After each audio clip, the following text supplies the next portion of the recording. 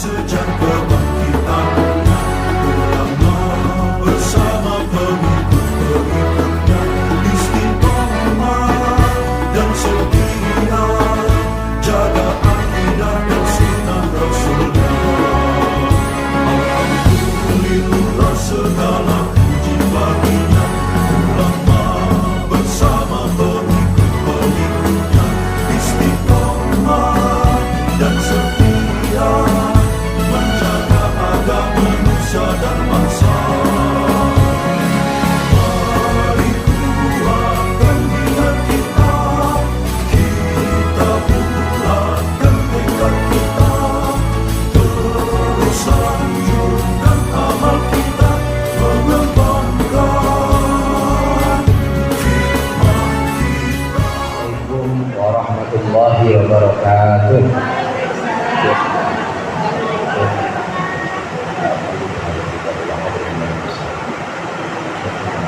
Al-Fatihah. Bismillahirrahmanirrahim.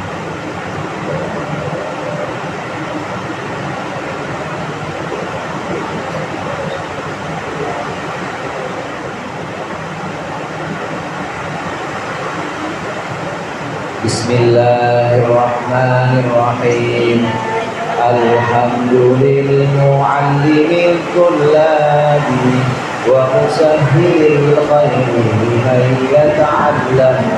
Thumma assalatu wassalamu ala nabi wa alihi wa sahbihi ya Rabbana kaffir 'anna dhunubana wa walidina wa muslimin nad'uka Allahumma ilman nafi'an min yawmina ila al-hisab yakun. Amin amin amin wa ya fattahu. Amin amin amin wa ya alim. Bismillah, walhamdulillah, wassalatu wassalamu ala sayyidina Muhammadir Rasulullah wa ala alihi wa ashabihi wa man tabi'ahu wa jama'atah wa la hawla wa la quwwata illa billah. Amma ba'd. Segenap para ustadzah, ibu-ibu hajjah dan seluruh jemaah Haji Salim Masjid Al-Aqsa yang dimuliakan oleh Allah. Alhamdulillah, sore hari ini kita kembali berkumpul bermuajahah untuk melaksanakan pengajian kita. Mudah-mudahan apa yang sudah kita baca, apa yang akan kita baca menjadi sesuatu yang bermanfaat dunia akhirat. Amin ya rabbal alamin. Kedengaran suara saya, Bu? Ama duduk, biar mana mau duduk? Alhamdulillah, dengan membawa nikmat kesehatan, nikmat iman dan Islam, kita masih berkumpul di sini untuk melanjutkan pengajian kitab Irsyadul Ibad. Pembahasan kita sampai di halaman 155, baris yang paling atas, masih membicarakan tentang sholat. Sholat itu adalah gerakan dan juga perbuatan yang paling baik di antara perbuatan-perbuatan kita. Oleh karenanya, di antara ibadah-ibadah badaniyah, ibadah-ibadah yang sifatnya terlihat oleh mata kita, bentuknya bisa kita tangkap, itu sholat paling mulia dibanding sedekah, dibanding dengan haji. Ada sa'i, ada tawaf, maka sholat adalah yang paling mulia dan yang paling utama. Oleh karenanya pembahasan sholat dalam kitab-kitab fikih pasti di awal. Pembahasan kita Jumat demi Jumat, minggu demi minggu, ini masih membahas sholat supaya sholat kita makin hari makin bagus. Amin. Makin sempurna. Sunnah-sunnahnya kita laksanakan, apalagi wajib-wajibnya juga kita sempurnakan. Yang berikut ini pembahasan tentang makruh perkara yang sifatnya makruh yang kita lakukan di dalam sholat. Memang tidak membatalkan, tapi makruh. Kalau makruh lebih baik ditinggalkan. Dengan meninggalkan yang makruh maka kita dapat pahala dan juga sholat kita lebih sempurna. Apa saja yang makruh di sini? Sama-sama kita baca. Bismillahirrahmanirrahim. Wa makruhatuha tarku kashfi yadayhi inda taharrumihi wa sujudihi wa ilsaqu qadamaihi wa taqdimu ihdahuma wa i'timadun 'alaiha fil qiyami ila akhir, sampai akhir pembahasan. Makruh-makruh yang harus kita hindari dalam sholat. Yang pertama, tarku kashfi yadaihi, yaitu tidak membuka kedua tangan inda taharrumihi wa sujudihi, ketika takbiratul ihram dan ketika sujud. Saat sujud dan saat takbiratul ihram itu yang bagus, yang cakep, tangan kita terbuka, jangan ditutup apapun. Ibu pakai sarung tangan boleh, tapi makruh. Sarung tangan yang karet Ustaz sama aja. Mau sarung tangan yang karet, mau sarung tangan kiper, tahu belum sarung kiper? Tetap hukumnya makruh. Jadi saat kita sholat lebih baik tangan kita itu dibuka, nggak pakai apa-apa. Terutama ketika kita takbiratul ihram dan ketika kita sujud, ini untuk menunjukkan tawadhu kita, rendahnya kita di hadapan Allah. Kalau kita pakai sarung tangan, kalau kita pakai penutup, itu kayaknya kita ogah banget sama bumi, sama tanah. Padahal bumi sama tanah ini adalah tempat yang tiap hari kita injek. Sekali-kali kita elus, kita pegang, kita cium dengan hidung kita cium dengan jidat kita tempelin jidat kita, hidung kita, tangan kita tempelin ke tanah. Ini untuk menunjukkan tawadhu. Kalau pakai sarung tangan kelihatannya bagaimana begitu? Kata tanah, kata bumi belagu amat loh. Udah pakai sejadah, di bawah sejadah ada karpet, di bawah karpet ada terpal. Sombong amat. Udah gitu pakai sarung tangan juga, kayaknya ogah banget ketemu. Kita harus biasakan akrab dengan tanah atau akrab dengan bumi. Pembahasan kitab Irsyadul Ibad ini antara lain disyarahkan oleh Syekh Ihsan Jambas. Ini menyebutkan satu riwayat bahwasannya siksa yang pertama kali dialami oleh penghuni kubur itu adalah dhabbatul qabri, adalah jepitan kubur atau jepitan tanah, dan semuanya kena kecuali para nabi.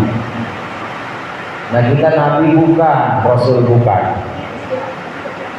cucunya nabi kena, anaknya nabi kena, semuanya dijepit sama tanah. Ini pertama kali. Sebelum malaikat mungkar nakir datang, maka yang pertama kali dialami oleh kita, oleh penghuni kubur nanti adalah jepitan tanah. Dijepit sama tanah dulu, bunyi kerak gitu. Semuanya nggak terkecuali, hanya para nabi yang nggak dijepit.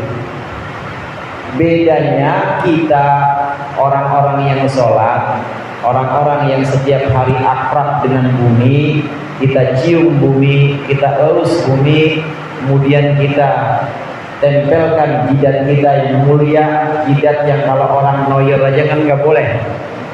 Tapi sama kita rendahkan, kita tempelin ke tanah. Orang-orang yang seperti ini, insya Allah kita termasuk di dalamnya. Nanti dijepit tanah juga, tapi jepitannya seperti pelukan ibu yang rindu pada anak-anaknya. Ada ibu kangen sama anaknya, dipeluk sampai mati, dicekek, ada nggak? Nggak ada namanya kangen sama anak. Begitu juga kita yang sudah lama sejak hidup kita selalu mengakrabi tanah, mencium tanah dalam sujud kita, mengelus tanah dalam sujud kita, menempelkan jidat kita yang katanya ini jidat yang mulia ditempelkan ke tanah, maka tanah sudah kenal dengan kita. Kata tanah, ini orang yang dulu selama hidupnya mencium aku. Ini orang yang dulu selama hidupnya mengelus-elus aku dengan tangannya ketika dia sujud, aku rindu kepadanya, dipeluk sama tanganku. Kalau dipeluk sakit apa enggak, Bu? Insya Allah enggak sakit, amin. Semuanya dijepit, tapi ada jepitannya, kayak jepitannya penjahat kepada jepitannya, lawan kepada lawannya, tapi ada yang jepitannya seperti jepitannya ibu kepada anak-anaknya atau pelukan. Maka saat sujud kita jangan tutup tangan kita dengan sarung tangan. Ketika takbiratul ihram juga demikian, jangan tutup dengan sarung tangan. Allahu Akbar. Takbiratul ihram di antara hikmah atau di antara pelajaran yang bisa kita ambil dari gerakan Allahu Akbar ketika takbiratul ihram, mengangkat tangan, itu adalah simbol kita menyerah kepada Allah. Ibu kalau ditodong sama orang, ditodong pakai pistol, itu nyerah, tandanya nyerah, tangannya diangkat apa tolak pinggang, Bu? Ayo Bang, Bu, tembak, Bu. Ayo, begini apa begini?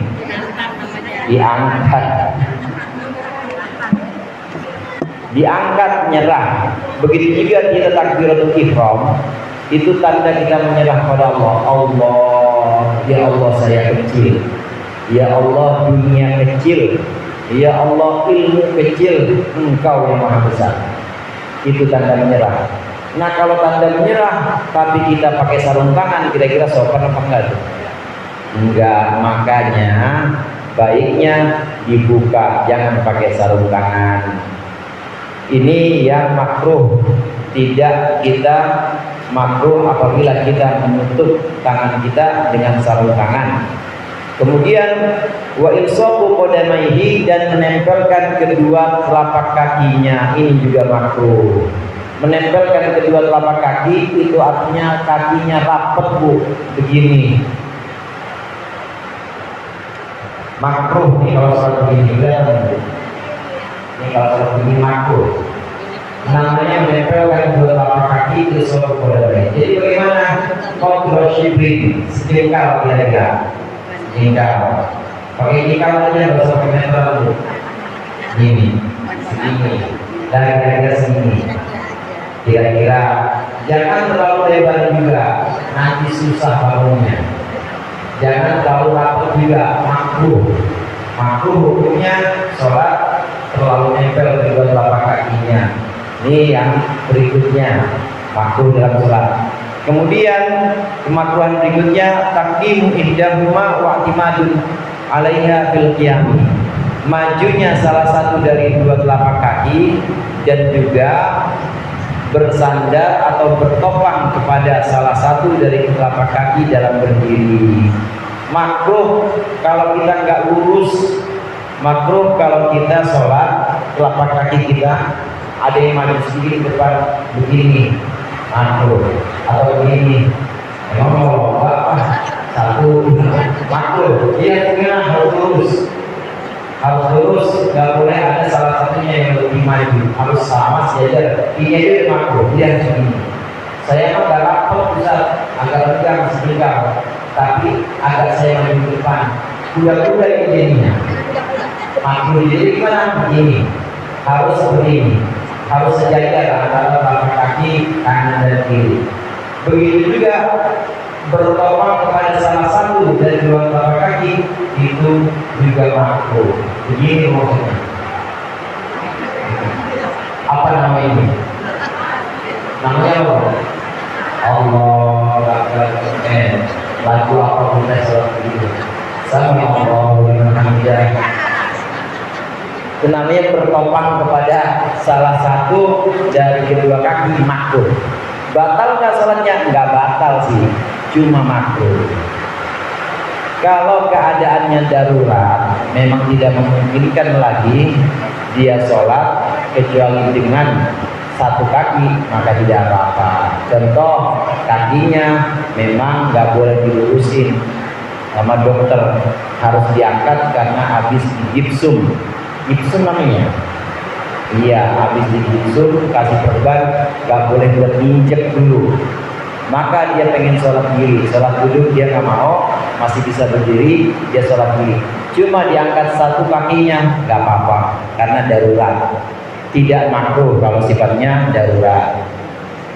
Wajahrun bimahalli isrorin wa aksuhu, dan membaca keras di tempat yang pelan, atau sebaliknya membaca pelan di tempat yang keras. Ibu-ibu jamaah rahimakumullah, kita tahu di antara 5 sholat maktubah, 5 sholat fardu itu ada sholat-sholat yang disunnahkan kencang bacaannya. Sholat jahar istilahnya, subuh, maghrib, isya. Ini disunnahkan bacanya kencang, baca Fatihah dan baca suratnya.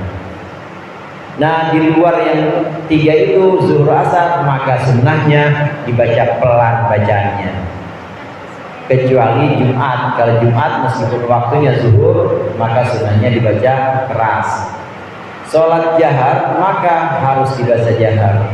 Sholat sir zuhur asar maka harus baca sir pelan. Kalau dibalik bagaimana? Makruh.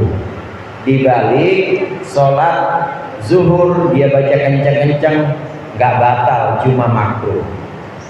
Sholat maghrib, isya harusnya kencang, tapi dia baca pelan-pelan, pelan banget, benar-benar nggak kedengeran, maka makruh juga. Meskipun kita sholat sendirian, maghrib, isya, subuh disunnahkan keras, tapi kerasnya di sini cukup yang kedengeran 1 orang misalnya, 1 orang yang di belakang kita atau makmum untuk terdengar. Nah, adapun batasan yang pelan, batasan bacaan sholat pelan itu adalah terdengar oleh diri kita sendiri.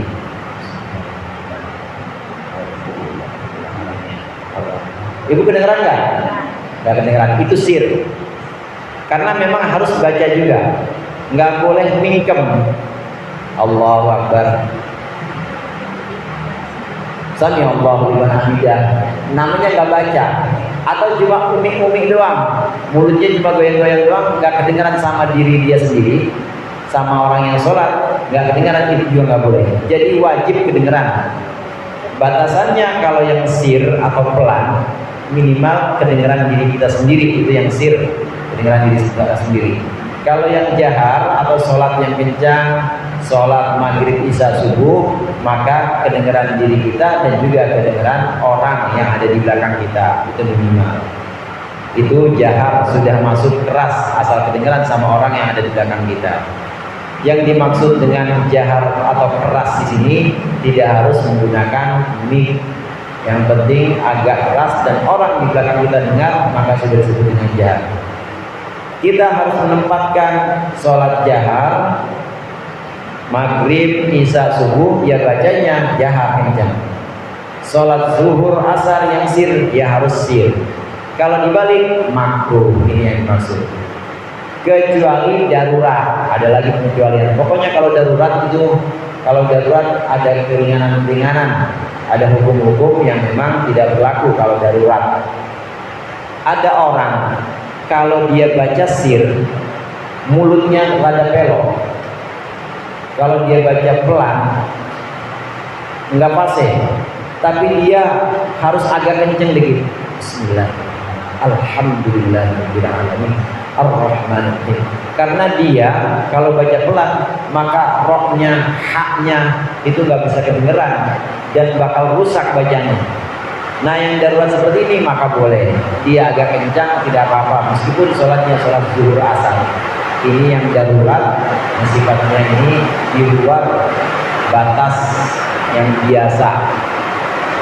Kemudian wa khafdu ra'sin fi ruku'i, dan merendahkan kepala ketika ruku. Maksudnya merendahkan kepala dengan terlalu rendah saat ruku, maka itu juga makruh.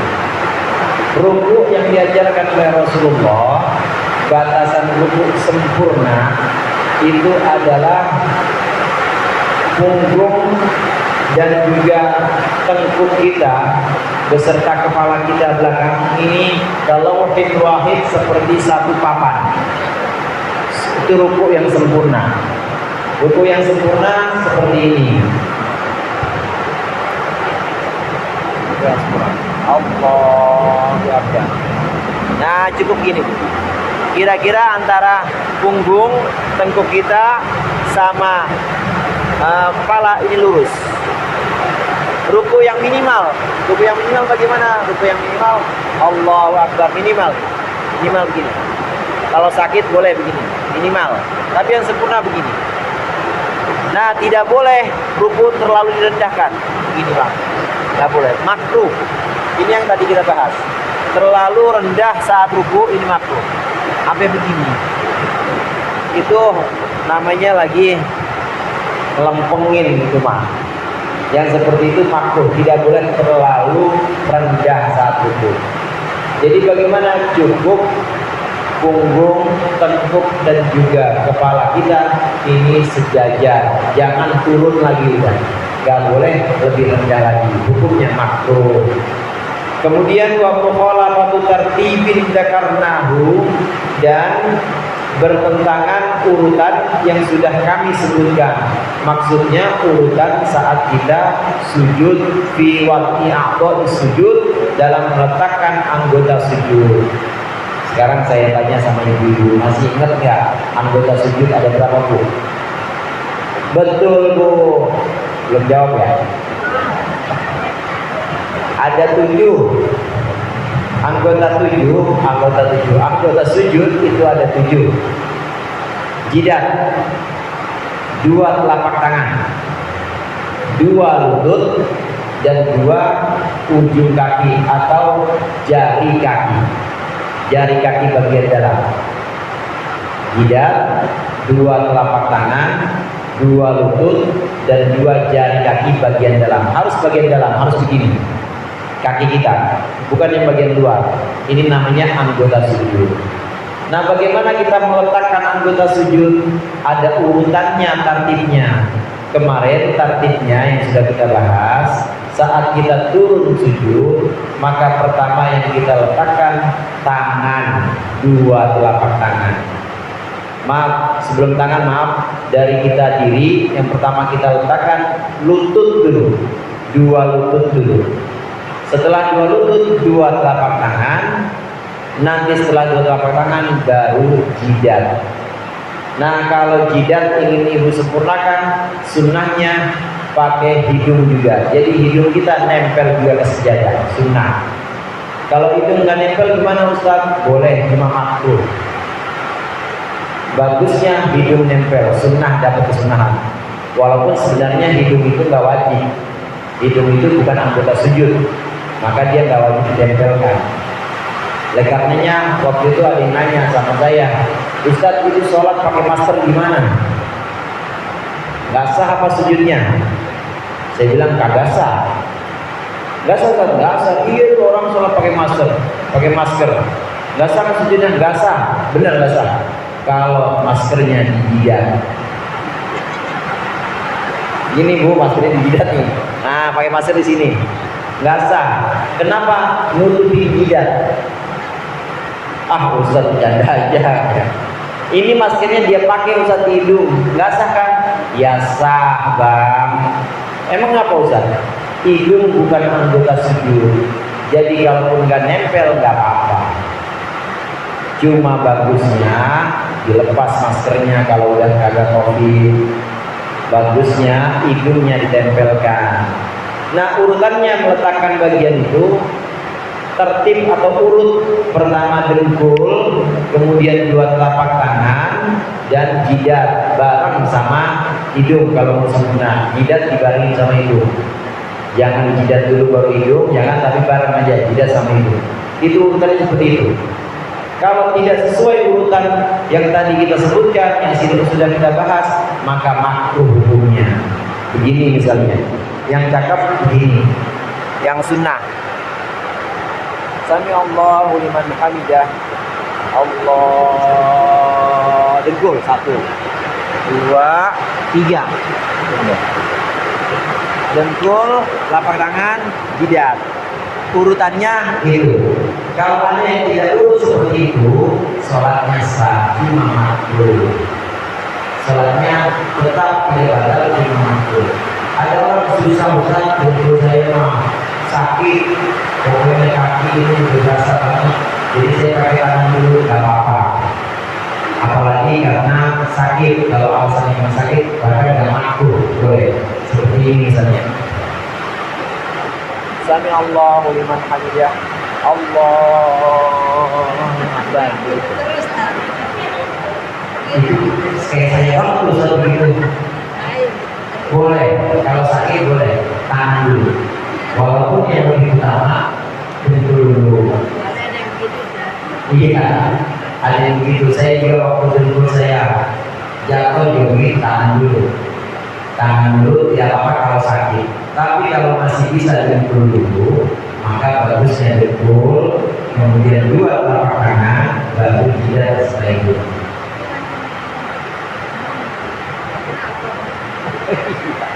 Bangunnya. Kemudian ini yang makruh. Ada yang haram bu. Kalau berbahaya haram. Pengen coba-coba dia jajal tes ini. Saya pengen sujud saat jidat dulu. Jidat dulu. Benjol kayak kira-kira. Benjol. Nggak boleh. Kalau sampai benjol, karena itu menyakiti diri sendiri. Walau itu satu, walau jadi letak muka. Nggak boleh kita merusak diri kita sendiri dengan perbuatan kita. Jadi urutannya bagus, dengkul, 2 tangan, kemudian jidat. Kalau ada yang tidak seperti itu, tidak apa-apa. Kalau karena sakit tidak makruh. Tapi kalau dia sehat-sehat, tidak urut seperti itu, makruh hukumnya. Wa bastud diraihi 'alal ardi, dan juga meletakkan 2 hastanya, 2 lengannya di tanah, di sejadah maksudnya. Meletakkan 2 hasta. Diro itu ini Bu. Ini diro namanya ini. Dari sini sampai sini namanya diro. Jadi lengan bagian bawah namanya diro. Hasta kalau orang dulu bilang. Pernah dengar Bu ya hasta ya? 1 hasta, 1 depa, itu ukuran-ukuran orang dulu.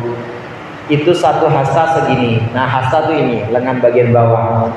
Makruh hukumnya saat sujud kita rebahin 2 hasta kita atau 2 lengan bawah kita. Bentuknya kayak guguk. Bu. Iya. Jadi begini makruhnya maksudnya. Sujud begini makruh. Ini makruh. Jadi bagaimana angkat? Kan saya perempuan Ustadz, angkat tetap tapi begini. Iya. Tetap ini harus diangkat. Kedua lengannya, kedua lengan bawah atau dirok harus diangkat. Tapi kalau untuk perempuan memang dirapatkan. Namanya al-budai. Ini namanya dua lengan atas al-budai. 2 lengan atasnya yang dirapatkan. Begitu juga saat berbentuk ihram yang dirapatkan ini 2 lengannya. Tapi tetap diangkat. Allahu Akbar. Yang dirapatkan ininya 2 lengan atas. Saat sujud juga begitu.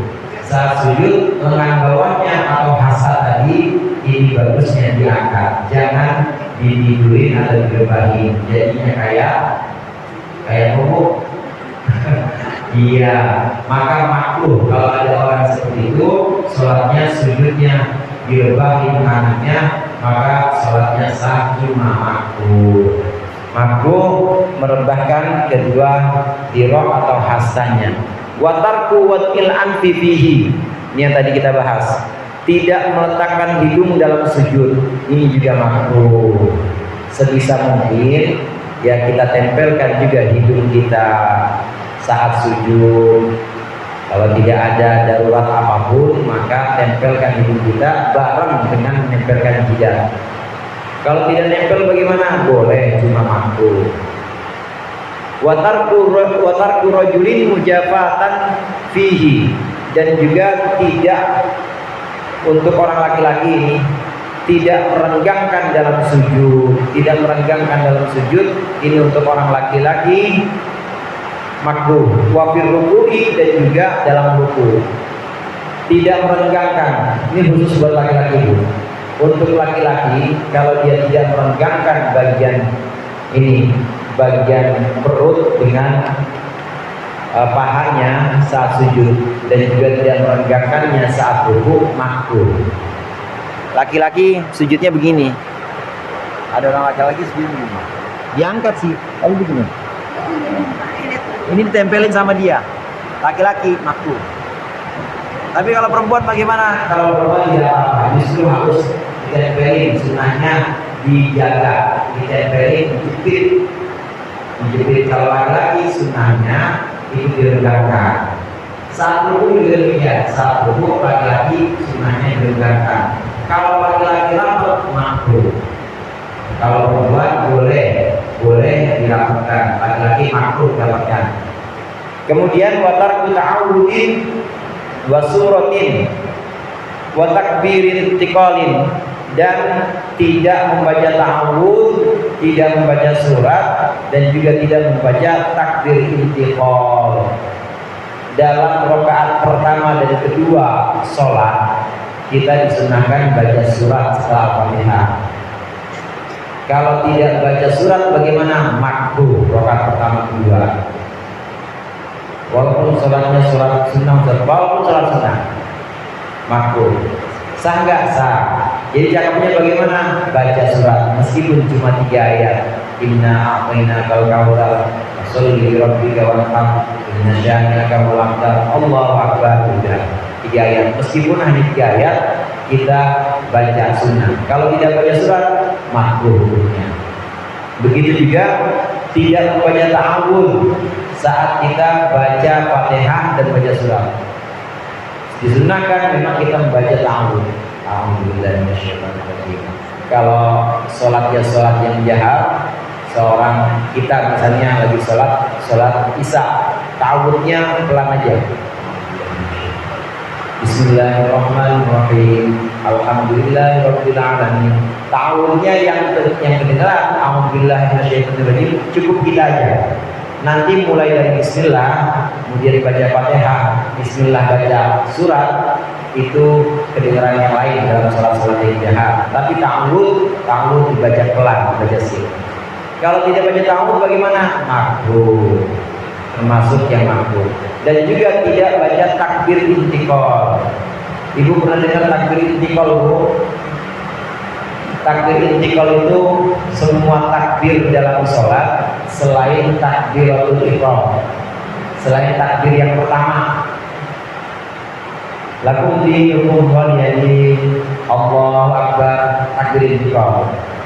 Kemudian dari ruku mau dari i'tidal mau turun sujud, Allahu akbar.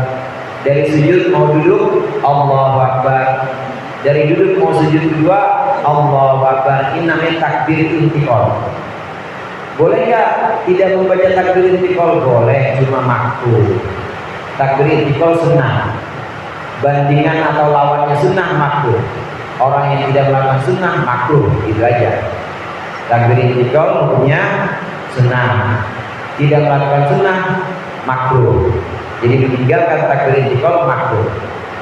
Tapi kalau takbiratul ihram wajib, Bu. Takbiratul ihram itu fardu, dia termasuk rukun sholat. Kita udah menghadap ke kiblat, udah pakai mukena, udah rapi semuanya, maka bacaan Allahu akbar, takbiratul ihram itu wajib terdengar minimal diri kita sendiri. Karena itu termasuk bacaan wajib dalam sholat. Takbir pertama yang disebut dengan takbiratul ihram hukumnya wajib, tidak boleh ditinggal. Nah, saat kita Allahu akbar takbiratul ihram, disitulah hati kita niat. Usolli fardhu asri arba'a raka'atin mustaqbilal qiblah. Lisannya Allahu akbar, hatinya niat. Takbiratul ihram wajib. Tapi kalau takbiratul intiqal sunnah. Kalau ditinggalkan makruh. Wa aqallu tasbihin wa aqallu tasbihi ruku'in wa sujudin. Dan juga tidak membaca minimal tasbih sujud dan tasbih ruku.